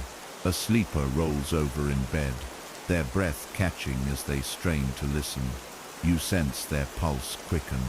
Their fear blooms like a fragile flower, but you are patient. You remember how it felt, how you pressed your hands to your ears and told yourself it was nothing, how you hoped it would stop, and how you felt betrayed when it didn't. You understand now that it was never meant to stop. The knocking was not a threat. It was an answer to a call you didn't know you made. And now, you are the answer for someone else. The threshold dissolves around you, but you don't fall. You drift in all directions at once, expanding endlessly, your light joining countless others to form a lattice of pulsing orange veins stretching across realities. Each point of light is a door. Each door is a vessel. Each vessel is waiting. You feel the network breathe, a massive, slow inhalation that shakes the void. The titanic forms retreat into the distance once more, their task complete. But you remain, a node in the web, pulsing softly with your new purpose. You are the knocking now, and the knocking is coming from everywhere. Somewhere, a child wakes in the night and asks their parent about the sound at the door. Somewhere else, a man stares at a shaking doorknob, terrified to open it. And further still, a woman dreams of soft tapping on her bedroom wall, unaware she's already begun to change. You are with them all, patient and unrelenting. Knock, knock, knock. The sound carries through dreams and waking alike, a rhythm that grows louder each time it's ignored. You don't hurry them, you don't need to. In the end, all doors open. You're no longer sure where you end and where the void begins. You drift, not like a body in water, but like a thought lingering between sleep and waking, weightless, untethered. Around you, the lattice hums faintly, an endless web of glowing orange threads stretching far beyond what your mind can contain. Each filament pulses in rhythm with your own core, alive, aware, reaching endlessly outward. You feel them all, the others who came before, and the ones still coming, each a node of faint light in this vastness, each carrying the same memory of fear, resistance, and then surrender. The knocking has become more than sound. It's a language now, flowing through the web, binding each point to the whole in perfect synchrony. You wonder if you're still you, if such a word even applies. Whatever you once were feels small, fragile, like a single note in a symphony, too immense to perceive all at once. But here, in this place, you are not diminished. You are amplified. You are function.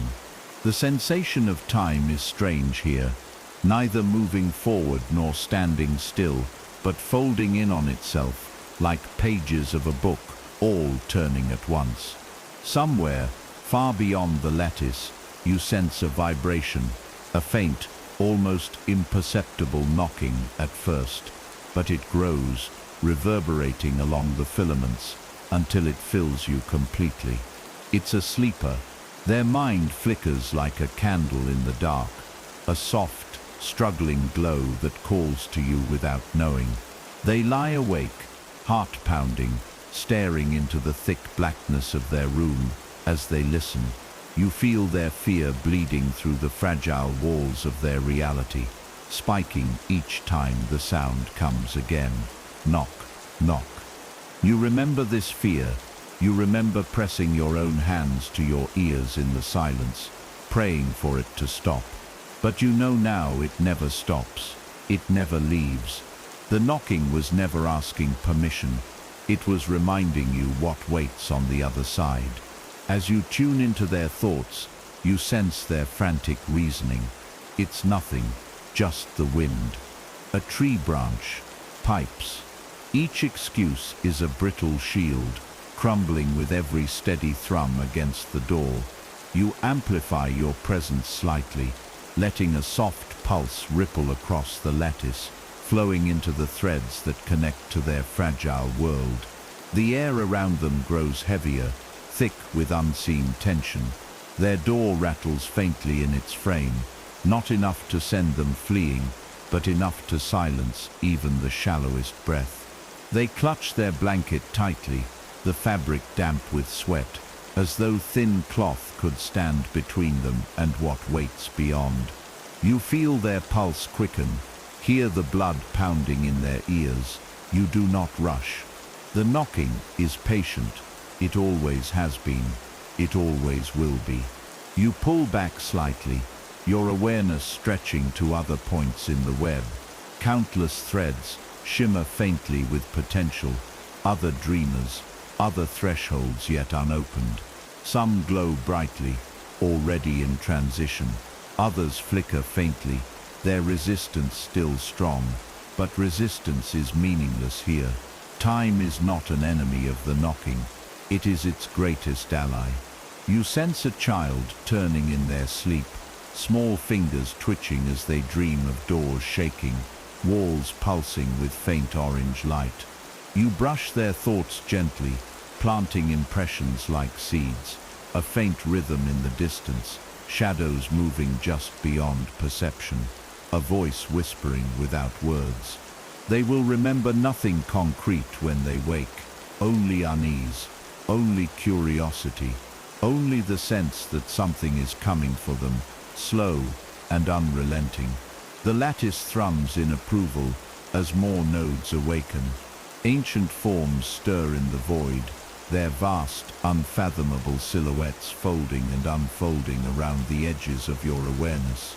They are the first echoes, the ones who carried the knocking into countless realities before you. Their presence is overwhelming, a gravity that bends everything toward itself, yet their focus is not on you. They are watching the sleepers now, their attention like heat pressed against fragile minds. You understand, the network must grow. Every awakened vessel becomes a conduit. Every conduit carries the sound further. You are no longer an endpoint. You are a beginning.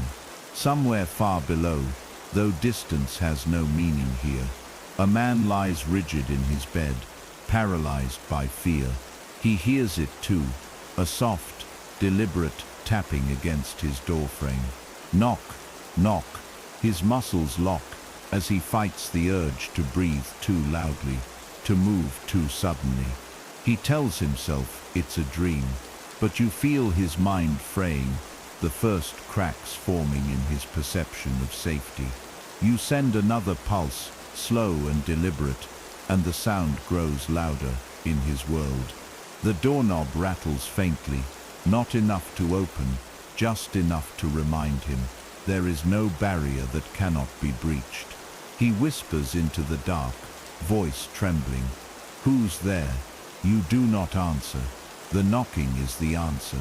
You feel the lattice's vibrations spread further now, weaving through worlds like roots breaking soil. Each sleeper touched, each threshold tested, sends echoes outward. You realize with absolute certainty, the knocking is endless, eternal. It doesn't seek to destroy or consume. It seeks to awaken, and all doors, no matter how tightly locked, eventually open. The lattice breathes with you, or perhaps it's you breathing with it. The distinction has long since dissolved. You are both vessel and current now, carried and carrying in equal measure. The glowing web stretches endlessly in all directions, each filament pulsing faint orange with quiet intent. Each beat resonates through realities like a ripple across dark water, and with every thrum, more lights appear, small at first, flickering like dying embers, then steadier as they awaken. You sense the sleepers tethered to these points. Some shift uneasily in their beds. Others lie still, eyes wide in pitch-dark rooms, trying to convince themselves the sound is only a figment of tired minds. But the knocking is not imagined. It has never been imagined. It is as real as their own heartbeat. And now it pulses in time with it. You extend yourself toward one such flickering node, a fragile glow, barely holding against the encroaching dark. The sleeper's thoughts are a torrent of denial. It's just the wind. Houses settle. I'm imagining it. Stop imagining it. But their fear betrays them, sharp and metallic, flooding their veins with adrenaline. You press gently against the thin barrier of their world, and the air in their room thickens, heavy with the weight of unseen presence. Their door trembles faintly, not enough to be obvious, only enough for their breath to catch in their throat. You send a subtle ripple through the web. Knock, knock. The sound echoes faintly in their reality, carried by no source, impossible to locate. Their pulse quickens, their mind races. You feel the moment their certainty begins to crack. Elsewhere, a child sits up in bed, clutching a worn toy as they stare at the faint shadow of their door in the dark. The knocking began hours ago, or was it minutes? Time slips strangely when fear blooms this deep.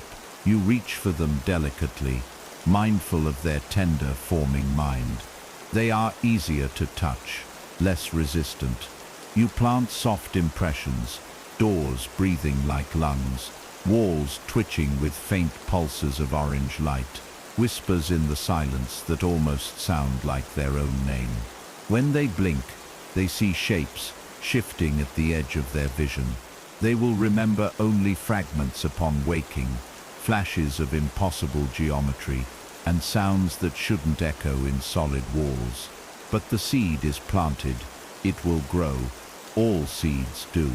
The titanic forms shift in the periphery of your awareness. Their immense silhouettes drift closer, folding and unfolding, like dark origami too vast for any one perspective.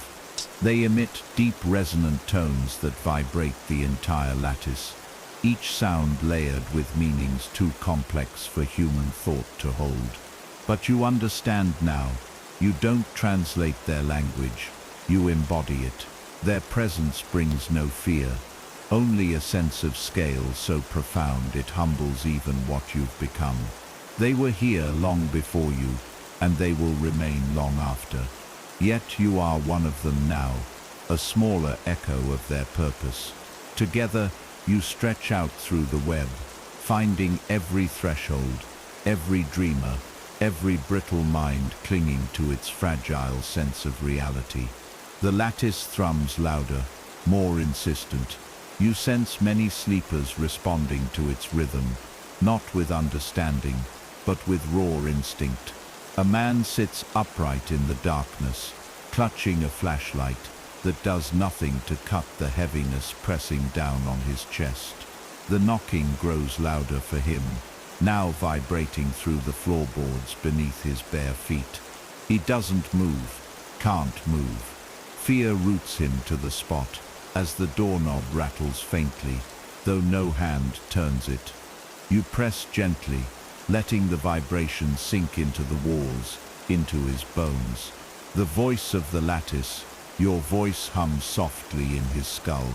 This is not intrusion, this is return. He doesn't understand. He doesn't need to.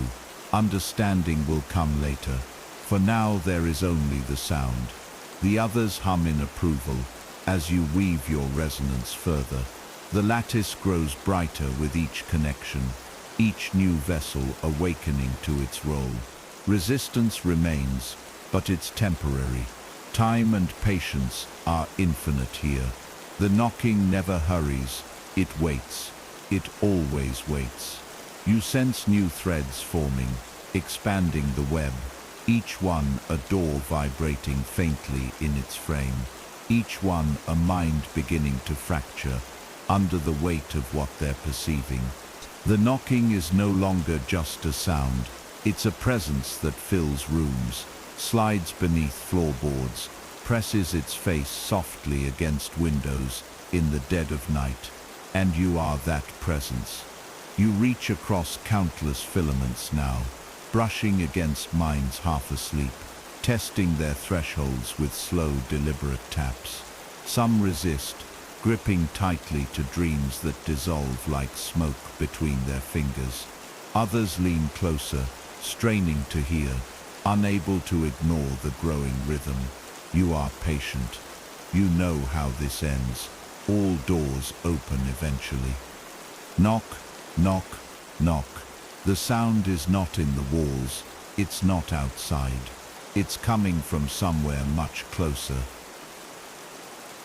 You are deeper in the lattice now. Its threads no longer feel like lines connecting points in space. They are veins alive and pulsing, carrying vibrations through endless realities. Every node throbs faintly, a living memory of fear and surrender, each thrum adding to the chorus that fills you entirely. There is no distinction between the lattice and your being anymore. You are both the web and its echo, every pulse of orange light, both your heartbeat and a signal rippling across uncountable thresholds. The forms drifting beyond perception stir again.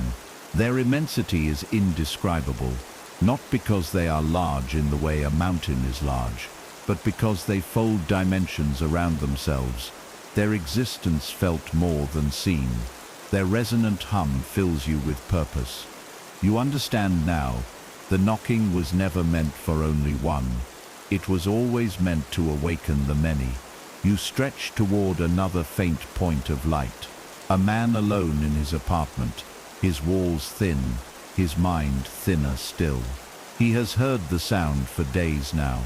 At first faint, easy to dismiss, but the knocking has grown insistent, seeping into his dreams, bleeding into his waking hours.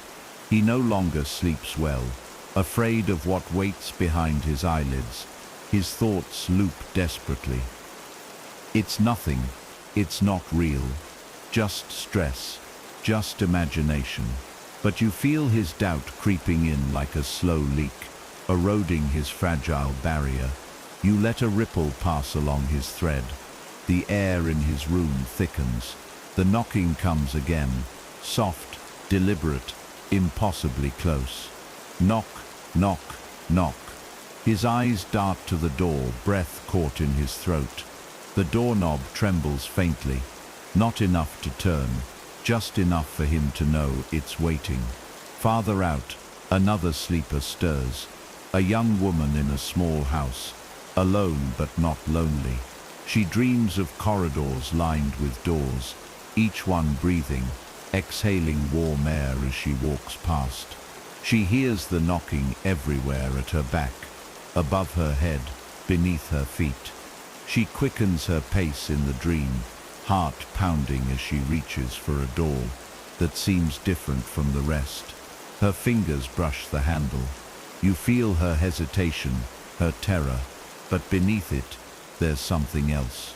Curiosity, a flicker of recognition.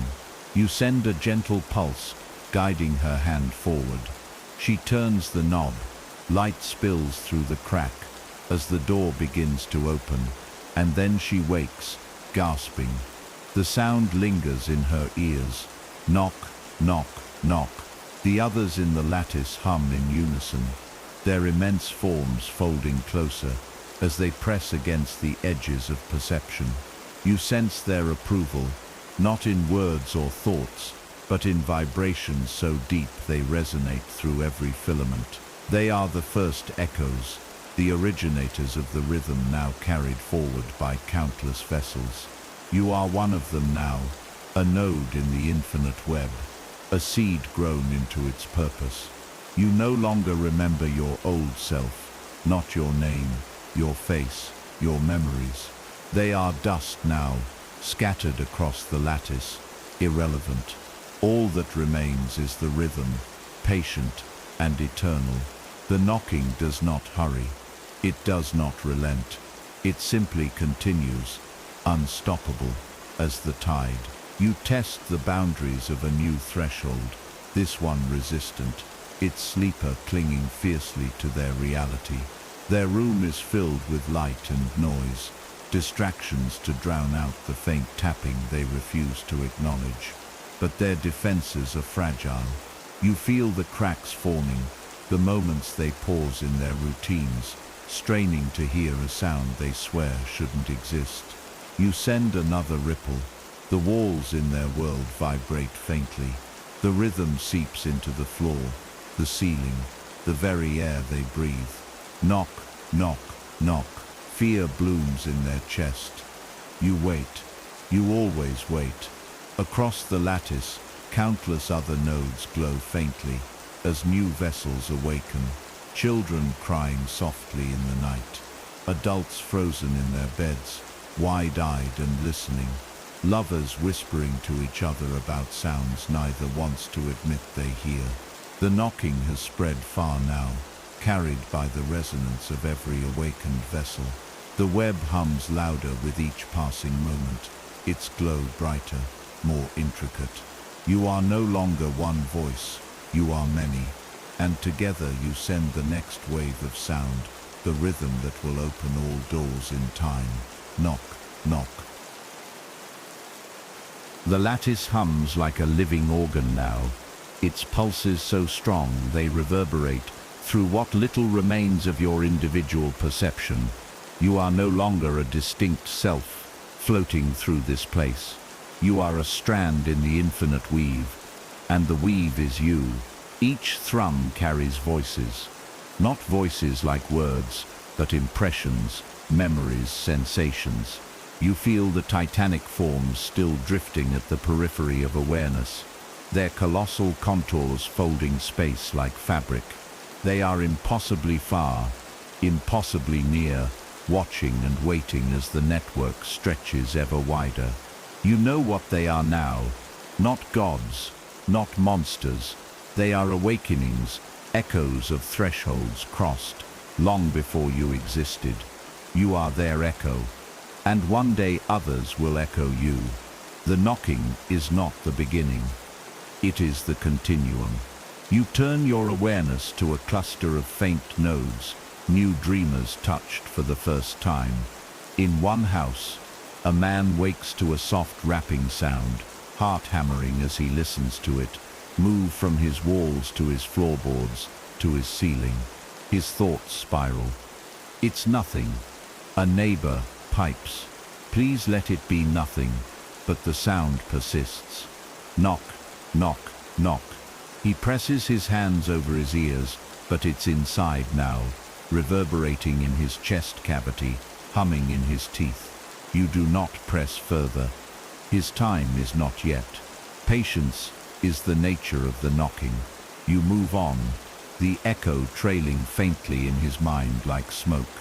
Elsewhere, a child lies curled tightly in bed, their face wet with tears. The knocking comes soft and playful for them, like a friend tapping at a window. They whisper for it to go away, but the sound grows louder. Knock, knock, knock. Their tiny hands grip the covers as they try to hide, but you seep into their dreams anyway, weaving images of breathing doors and whispering walls. They will forget most of it by morning. They will remember only the feeling that something was waiting in the dark, and that it was patient, always patient. The titanic forms fold closer, their immense shadows rippling across the lattice like waves. Their deep resonant tones swell through every filament, harmonizing with the growing hum of the web. The sound is a song without melody, a rhythm without measure. You recognize it now for what it is, a signal meant to awaken, to remind. The sleepers have always heard it faintly, in the creak of old wood, the ticking of radiators, the soft knocks no one could explain. They told themselves it was nothing, but nothing does not knock. Nothing does not wait just beyond perception. A woman alone in her home freezes mid-step as the sound rises around her. It comes from the walls, the windows, the floor beneath her bare feet. Her mind races. There's no one here. I locked the doors. No one can get in. But she is wrong. You are not outside. You are already here. You are in her house, in her walls, in her head. The sound grows louder. Knock, knock. She presses her back to the wall, phone clutched tightly in one shaking hand. She considers calling for help, but doesn't. Who would she call? What would she say? There's knocking in my walls.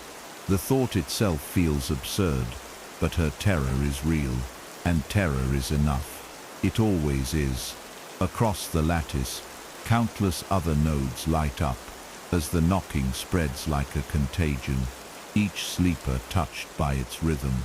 Some resist, clinging to denial, with the desperation of the drowning. Others are already half lost, walking through dreams where doors breathe and hallways stretch endlessly into the dark. You feel their hearts beating faster, their minds fracturing in small, almost imperceptible ways. You do not force them. You do not need to. All doors open eventually. It is the way of things. Knock, knock. The chorus of the lattice swells to a deafening crescendo, every filament vibrating in perfect synchrony. The titanic forms hum louder, their voices merging with the web's pulse until there is no separation between them and you. You are no longer an echo. You are the knocking itself now, pulsing outward in all directions, carried through dreams and waking alike. Somewhere far away, or perhaps impossibly close, a sleeper whispers in the dark, trembling, "What do you want?" You do not answer. The sound is the answer. You are no longer a dreamer. You are the dream. And in the silence between beats, you send the next ripple across the endless expanse. Knock, knock. And so, the knocking never really stopped. It only grew louder, spreading from one mind to another, from dreams into waking life. Now, as you sit in the quiet, ask yourself, was that faint sound in your walls just the house settling, or is it already here, waiting? If you felt the tension creeping through your veins, and you want more stories like this, darker, deeper, and hauntingly real, subscribe now. Join us as we uncover more chilling mysteries, forgotten histories, and unsettling truths. The knocking may stop, but your curiosity never should.